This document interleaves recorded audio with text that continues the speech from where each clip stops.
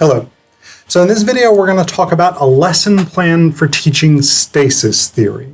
And I did a video about stasis theory before, but this is maybe not a full-length class lesson plan, but an activity for teaching students stasis theory, helping them really get a grasp on it. So as a reminder, stasis theory is the idea that there are four distinct points that arguments need to make in order to really convince readers or listeners to agree. Those are, they have to establish the facts, they have to define terms, they have to establish the quality or the importance, the value of this issue, and they have to make policy arguments.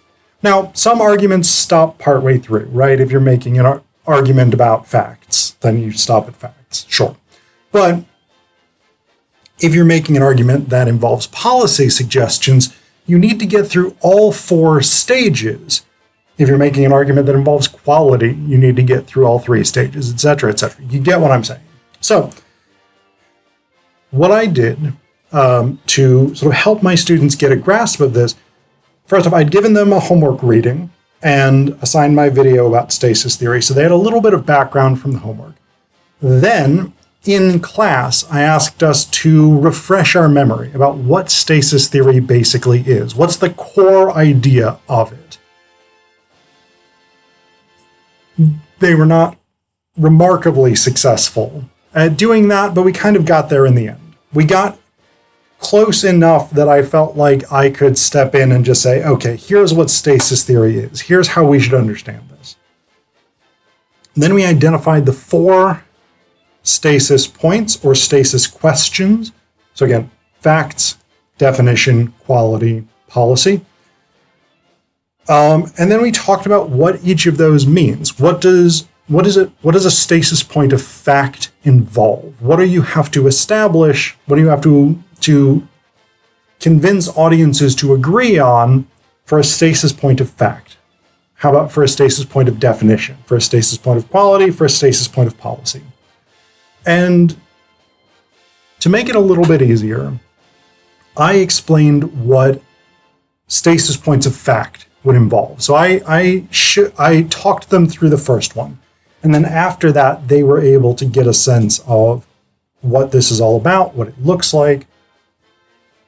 And so they were able to define the other three. And then I talked a little bit more about why this matters, particularly in the context of a rhetorical evaluation, which is the project that my students are working on at the moment that I'm teaching this lesson. But then I gave them an argument, a claim, a policy claim, which is English 15 should be graded pass-fail. English 15 is the course that I teach, but you can substitute your own course designation or make it broader. It could be all university classes should be graded pass-fail, all gen eds should be graded pass-fail, all high school classes, whatever it is, whatever the relevant context for your teaching is. So for me, it's English 15. So if we take the argument, English 15 classes should be graded pass-fail, I asked my students to work in groups and identify what are the points of stasis for that argument. So what facts would need to be established? What terms would need to be defined? What might we argue to show that this topic matters? And what policy arguments would we make? How would we argue for the feasibility and effectiveness of making the change? I gave them a few minutes to work on it, and then we talked about it. And they did a pretty good job. I think having that sort of concrete example of, here is an argument, oh, okay, there are these different stasis points, these different things that I need to establish and get readers on board with in order for the argument to move forward. I think having that concrete context really helped them understand this idea a little bit better, because it is a fairly abstract idea, particularly for people who are not that comfortable or familiar with rhetoric.